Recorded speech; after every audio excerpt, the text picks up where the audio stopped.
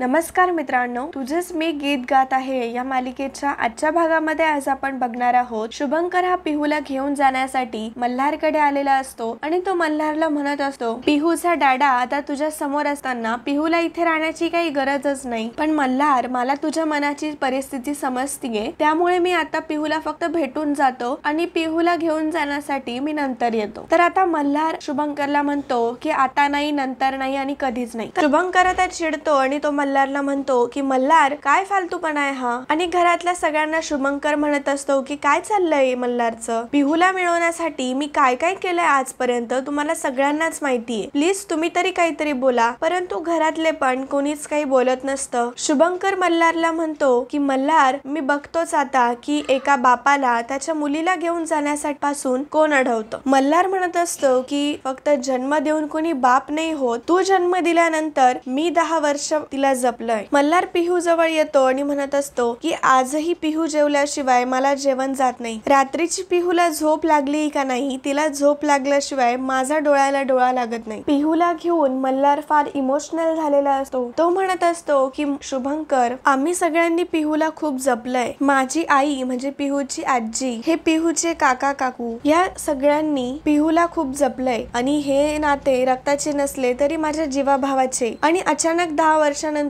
तू अमेरिकेवरतून येशील आणि पिहूचा बाप व्हायला निघशील तर हे कसं शक्य आहे। लक्षात ठेव की देवकीने फक्त कृष्णाला जन्म दिला होता, परंतु सांभाळलं होतं ते यशोदेनेच, म्हणूनच पूर्ण जग त्यांना यशोदा मैया म्हणतं। आईबाप होणं इतकं सोपं नसतं शुभंकर, तारुण्याच्या जोशात तुम्ही फक्त मुलांना जन्म देऊ शकतात, त्यांचे आईबाप नाही बनू शकत। आणि शुभंकर एक गोष्ट लक्षात घे की पिहूला माझ्यासोबत राहण्याचा हा फक्त माझा निर्णय नाहीये, पिहूचा स्वतःचा निर्णय। तिने आज मोनिकाला सोडून माझ्यासोबत राहण्याचा डिसिजन घेतला। शुभंकर म्हणत असतो की अरे मल्हार का तू माझ्या पिहूच्या मागे लागलाय, तुझी खरी मुलगी तर। शुभंकर आता स्वराचं नाव घेणार असतो, परंतु तो स्वतःला थांबवतो कारण त्याला स्वराचं बोलणं आठवतं। स्वराने सांगितलेलं असतं की काही झालं तरी माझ्या बाबांना माझं सत्य समजलं पाहिजे नाही। शुभंकर मल्हारला म्हणतो की तुझी मुलगी नाहीये पिहू, प्लीज तिला माझ्याकडे सोपव। असं म्हटल्यावरती पिहू लगेचच आता मल्हारच्या आड लपते। तेव्हा मल्हार शुभंकरला म्हणतो की बघितलं ना शुभंकर, स्वतःच्या डोळ्यांनी बघितलं ना, आता तरी तुझा हा हट्ट सोड आणि इथे जास्त तमाशा न करता इथून निघून जा। शुभंकर मल्हारला म्हणत असतो की मल्हार तू जास्त वेळ एका बापाला तिच्या मुलीपासून दूर नाही ठेवू शकत, मला माहिती का तुला पिहू बद्दल खूप अटॅचमेंट आहे, म्हणून मी तिला आता नाही घेऊन जाणार आहे। आणि स्वराकडे बघत शुभंकर म्हणत असतो की रक्ताची नाती किती घट्ट असता हे तुला एक ना एक दिवस कळेलच मल्हार। पिहूला न घेता शुभंकर आता तिथून निघून जातो आणि शुभंकर गेल्यावरती पिहू लगेचच मल्हारकडे जवळ येते। पिहू मल्हारला म्हणत असते की थँक्यू डॅडा, तू मला शुभंकर अंकल सोबत नाही पाठवलं, खरं तर मला नाही आवडते, मला तुझ्या सोबतच राहायचंय। मल्हार पिहूला म्हणत असतो की हो बाळा, मला माहितीये आणि माझ्याही काळजाचा तुकडा आहेस तू, तुला कसं काय असं मी दूर जाऊ देईल। असं म्हणत पिहूला तो आपल्या जवळ घेतो। त्यांचं प्रेम बघून सगळ्यांनाही खूप चांगलं वाटतं आणि सगळ्यांच्याच डोळ्यात पाणी आलेलं असतं। तर इकडे इलू मोनिकाला म्हणत असते की मोनिका अगं तुला काय गरज होती मल्हारला सगळं सत्य सांगण्याची, पिहू तुझी नाही तर सनीची मुलगी आहे म्हणून, किती प्रॉब्लेम्स झाला त्यामुळे तुला कळतंय का। मोनिका म्हणत असते की अगं मम्मा, मला कुठे माहित होतं की मल्हार माझ्यासोबतच माइंड गेम खेळतोय। विक्रम म्हणत असतो की खरंच मल्हारने खूप मोठा गेम केलाय। तर मोनिका म्हणत असते की हो डॅड, माझ्या लाईफचा गेम तर झालाय, परंतु तो मल्हारने नाही केलाय, तो तू केलाय। तू माझं लग्न सनीशी न लावून दिल्याची शिक्षा मी आजही भोगतीये डॅड। मी माझ्या मुलीला किती हिमतीने वाढवलं, लहानपणापासून तिचे सगळे लाड पुरवत आले आणि तिच्या जन्माचं एवढं मोठं सत्य मी आजपर्यंत सगळ्यांपासून लपवून ठेवलं, आणि आज काय झालं, त्या मल्हार कामतने मला स्वतःच्या घरातून बाहेर काढलं आणि पिहू तर आज मला सोडून त्या मल्हारच्या घरी राहिलीये। आणि डॅड हे सगळं तुझ्यामुळे, आणि हे सगळं करून तुला काय मिळालं। मोनिका खूप पॅनिक होत असते। मोनिका तिच्या डॅडलाच बोलत असते की हे सगळं काही तुझ्यामुळेच झालंय आणि या सगळ्याला तूच कारणीभूत आहे, त्यावेळेस जर तू माझं सनी सोबत लग्न लावून दिलं असतं तर आज हे जे काही प्रॉब्लेम्स होत आहे हे झालेच नसते। असं म्हणत मोनिका आता संतापूनच तिथून निघून जाते। तर इकडे सकाळी मल्हारने ऍडव्होकेटला कॉल केलेला असतो आणि तो डिवोर्स केस बद्दलच त्यांच्यासोबत बोलत असतो आणि ही गोष्ट आता स्वरा ही ऐकते। स्वरा आता मल्हार जवळ येते आणि मल्हारला म्हणत असते की गुरुजी प्लीज तुम्ही असं नका ना करू, अनुका काकूला पुन्हा आपल्या घरी घेऊन या ना, कारण कारण कितीही काही म्हटलं तरी पिहूची आई आहे त्या, आणि कधी ना कधी मुलाला आपल्या आईची खुशी आठवतेच ना. आणि आता पिहू त्यांच्यावरती चिडलीये म्हणून, नाहीतर आईशिवाय राहणं काय असतं हे मलाच माहितीये. मल्हार आणि पिहूचं बोलणं मागून वैदेही ऐकत असते. स्वरा म्हणत असते,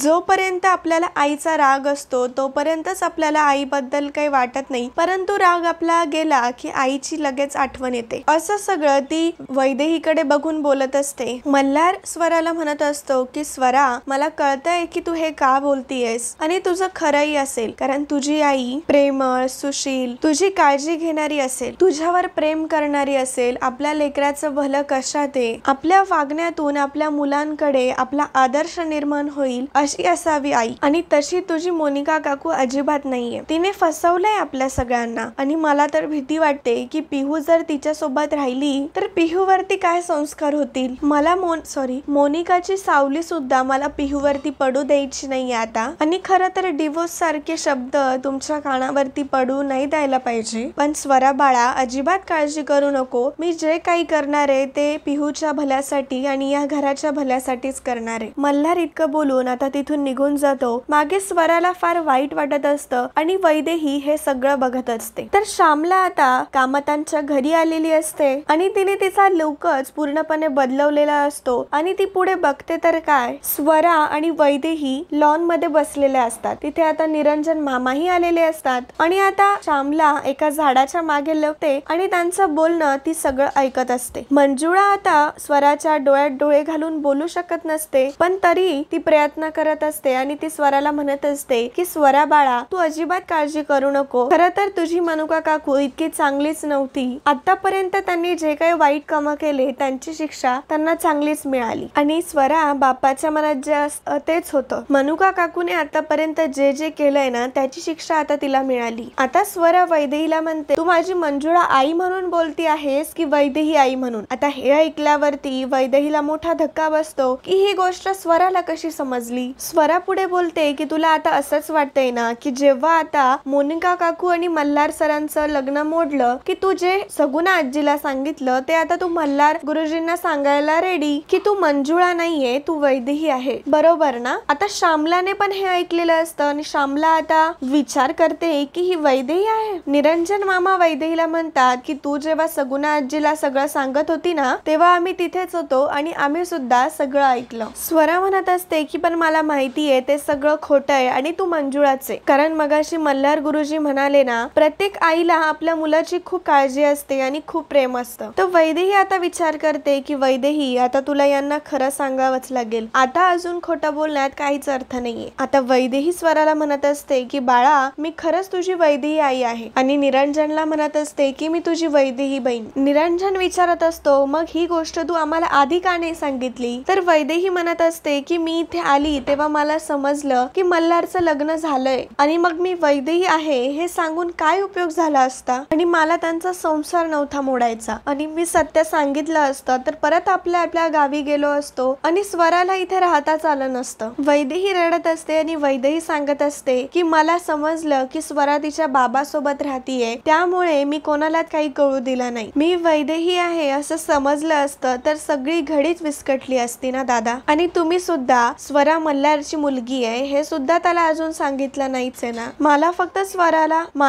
स्वराला तिच्या बाबासोबत बघायचं होतं दादा, आणि म्हणून मी माझा सगळा अपमान झेलत या घरामध्ये राहिले. आणि आता वैदेहीच्या डोळ्यांमध्ये स्वराला आईचं प्रेम दिसत असतं आणि वैदेही खरी आहे हेही स्वराला आणि निरंजनला आता समजलेलं असतं. आणि मित्रांनो, आजचा भाग इथेच संपतो. पुढील भागामध्ये आपण बघणार आहोत मोनिका आता परत कामतांच्या घरी आलेली असते. मोनिका आता परत एक धमाका करते आणि ती मल्हारला सांगते की मल्हार, जी मंजुळा बनून इतके दिवस या घरामध्ये राहतीये ती तुझी वैदेही आहे, आणि हे सत्य स्वराला माहिती होतं. तर आता मल्हारला स्वराचा खूप राग येतो.